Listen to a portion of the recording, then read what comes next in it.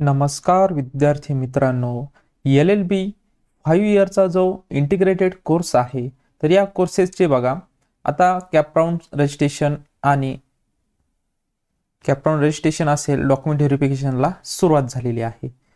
तर त्यानंतर मग बघा विद्यार्थी मित्रांनो, आता सुरुवातीपासून आपण जी कॅपराउंडची स्टेप्स आहे तर त्या स्टेप्स आपण माहिती घेऊयात.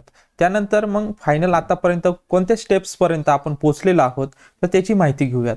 सुरुवातीला तुम्ही सीईटीची LLBची सीईटी दिलेली असेल, त्यानंतर तुमचे स्कोर कार्ड आलेले असतील. त्यानंतर बघा कॅपराउंडसाठी रजिस्ट्रेशनला सुरुवात झालेली होती.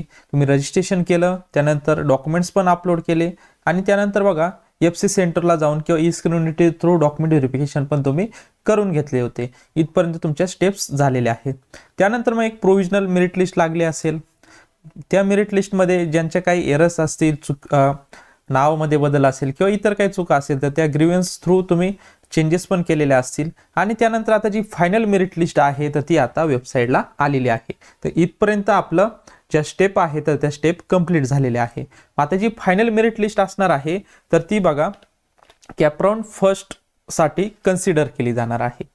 तर त्यामध्ये बघा विद्यार्थी मित्रांनो, मग जी फायनल मेरिट लिस्ट जी आहे तर त्यामध्ये महाराष्ट्र कॅन्डिडेटची वेगळी लिस्ट असणार आहे. त्यानंतर मग बाकीचे जे अदर महाराष्ट्र स्टुडंट असतील तर त्यांची पण वेगळी लिस्ट असणार आहे. तसेच बघा नॉट कन्सिडर कॅन्डिडेट म्हणजे फर्स्ट राऊंडसाठी कन्सिडर न केलेले विद्यार्थ्यांची सुद्धा सेपरेट लिस्ट असणार आहे. तर आजच्या व्हिडिओच्या माध्यमातून आपण जे महाराष्ट्र कॅन्डिडेट आहे तर ते महाराष्ट्र कॅन्डिडेटची जी लिस्ट आहे तर त्या लिस्ट विषयी आपण माहिती बघणार आहोत. या ठिकाणी बघा विद्यार्थी मित्रांनो, final merit list Maharashtra state candidates round first.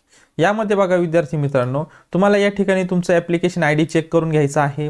त्यानंतर तुमचं नाव, त्यामध्ये स्पेलिंग वगैरे सर्व चेक करायचं आहे. त्यानंतर बघा विद्यार्थी मित्रांनो, जेंडर असेल, जेंडर चेक करून घ्या. डेट ऑफ बर्थ असेल, कॅटेगरी असेल, त्यानंतर कॅन्डिडेट टाइप्स महाराष्ट्र ए टाइप्स. आता ही जी लिस्ट आहे तर ती ए टाइपचीच असणार आहे.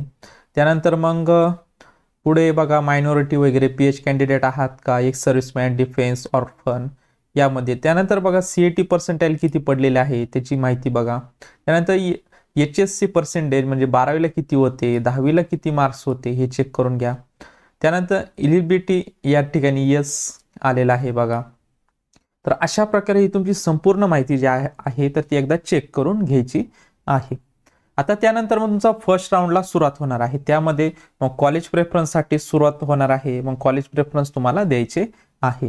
तर आजच्या या व्हिडिओच्या माध्यमातून आपण बघा LLB 5 इयरचा जो इंटिग्रेटेड कोर्सेस आहेत त्याची जी फायनल मेरिट लिस्ट जी आहे तर ती फायनल मेरिट लिस्ट पब्लिश झालेली आहे. तर सर्व विद्यार्थ्यांनी जी लिस्ट जी आहे ती लिस्ट चेक करून घ्यायची आहे.